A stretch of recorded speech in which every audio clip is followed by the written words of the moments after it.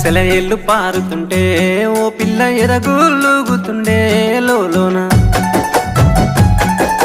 నదులన్నీ కలిసినట్టు పిల్లగా నవ్వెంత బాగున్నది నీలోన గాజుల సప్పులు గలుగల్లు మోగంగా గజ్జెల పట్టీలు గంటేసి ఆడంగా వరిగడ్డి మోపు ఎత్తి ఓ పిల్ల వయ్యారి నడుము పవే ఈ వేళ సిగ్గు సింగ